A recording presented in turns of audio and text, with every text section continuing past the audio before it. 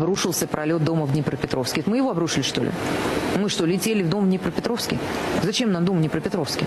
Ну зачем? Безусловно, гибнут при широкомасштабных боевых действиях, гибнет мирное население. Но не мы в этом виноваты. Не мы. И все, и точка. И нечего обсуждать. Сбили, не сбили. Абсолютно. Любому нормальному человеку понятно, что мы не стреляли в жилой дом. Ну это абсолютно любому нормальному человеку понятно. Хотя потому что это с военной точки зрения не имеет никакого смысла. И ракета стоит больших денег. Ее нет смысла тратить на невоенные цели. Мало того, мы еще не знаем, какая там была ракета. Какая. Скорее всего, между прочим, я не военный эксперт, но по масштабам разрушений, конечно, ракета не могла такого причинить.